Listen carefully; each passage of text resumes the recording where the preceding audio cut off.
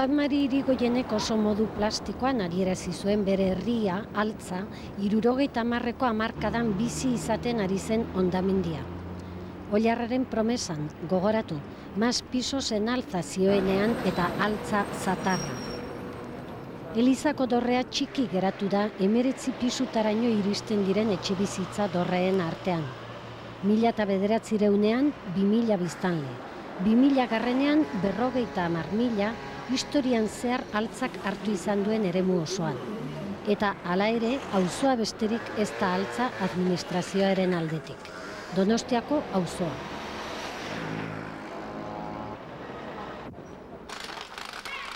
Casares Altzako familia ezagunaren oinetxea da, gaur egun kulturretxe bihurtuta. Asteazken iluntzetan 5 lagun biltzen dira hemen.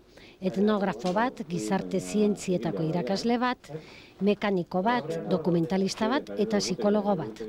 Hauek osatzen dute Altzako historia mintegia. Lagun talde bat da oinarrian eta kezka batek bildu zituen. Gure herrian, memoria, gure herriaren memoria galtzen ari ginala, edo behar bezala zala zaintzen, ez? Arriaga edo Arrilla parketik Igeldo eta Urgulla geri dira.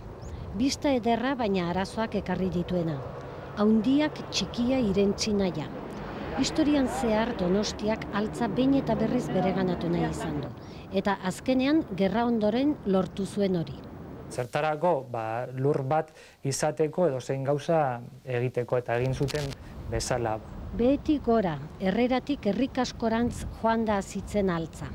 Baserri eta soroen tokian blokeak luze zabal, berehala etorkinez betetzen zirenak. Altzak Donostiatik eta Pasaiako portutik hain hurbil egonda, mendetan zehar jaso izan ditu kanpotarrak. Hor daude gaskoinen etorrera adierazten duten izenak lekuetan eta bizenetan. Molinao, Garbera, Artzak, Estibaos, baina 60-70ko hamarkadetan izandako hazkundea ikaragarri azkarra eta neurri gabe izan da. Horrek dakartzan arazo guztiekin. Altzak bere nortasuna kolokan izan da. Badakite badaudela jende asko, altzatarren identitatea badaukatela, eta nahi dutela. Baina, badaude beste asko, hemen daude okondo daude, baina, ez dute pentsatzen Altza den, ala ez den, odo Donostia den, ala ez.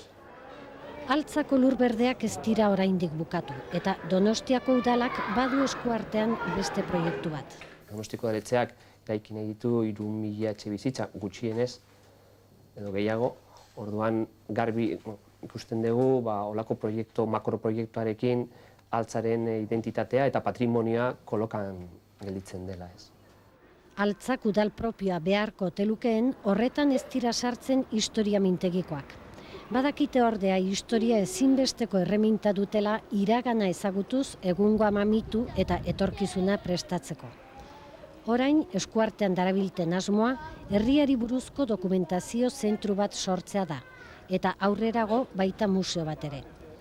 Atzera begiratuz beraz, baina sumindu gabe. Nostalgia galbidea izan daiteke. Memoria beharrezkoa da, ezin dugu erori Alzheimer kolektibo batean.